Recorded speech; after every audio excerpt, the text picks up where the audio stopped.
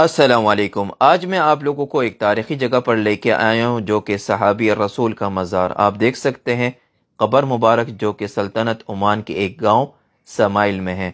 ان کا نام حضرت مازن بن غزوبہ رضی اللہ تعالی عنہ، جنہوں نے سب سے پہلے اسلام قبول کیا سلطنت عمان میں صحابی تھے یہ، اور سب سے پہلے مسجد انہوں نے بنائی جس کا نام مسجد مضمار تھا۔ اگلی ویڈیو میں انشاءاللہ میں آپ لوگوں کو دکھاؤں گا۔ اچھا، ان کا قصہ کچھ ایسا تھا کہ انہوں نے اسلام کیسے قبول کیا۔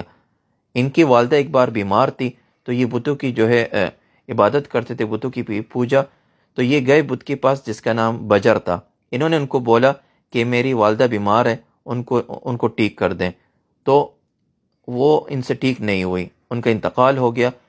تو یہ غصے میں گئے ان کے پاس، وہ بت کے پاس، انہوں نے وہ بت توڑ دیا۔ تو انہوں نے دیکھا کہ وہ خود کو نہیں بچا سکا، تو یہ انسانوں کو کیسے بچائیں گے، اور یہ نکلے خدا کو ڈھونڈنے۔ یہ عمان سے چلے گئے مدینہ، تو مدینہ میں ان کو پتہ چلا نبی پاک صلی اللہ علیہ وسلم کا کہ ایک اچھے انسان ہے، تو یہ ان کے پاس چلے گئے، ایک دیندار۔ تو یہ جب ان کے پاس گئے تو ان کو انہوں نے بولا میرے لیے دعا کریں کہ میں ایک اچھا انسان بنوں، اور سلطنت عمان کے لیے بھی دعا کرے کہ وہاں پر برکتیں ہو ہر چیز میں۔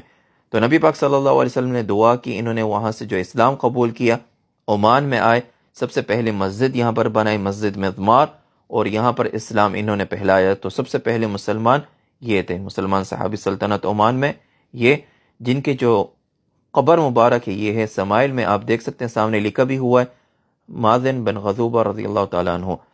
تو باقی جیسے ہی آپ آئیں گے، مسقط سے تقریباً 1 گھنٹے کے آس پاس کا راستہ ہے، زیادہ دور نہیں۔ سمائل نام جب آپ سرچ کریں گے، اور جیسے ہی آپ اس کے اندر انٹر ہوتے ہیں اس علاقے کے اندر، تو درخت وغیرہ، سمائل ایک عمان کا ایک ایسا گاؤں ہے جس میں درخت بہت ہیں، نیچے سے پانی کی آواز، پانی جا رہا ہوتا ہے، بہت زیادہ سکون والی جگہ ہے۔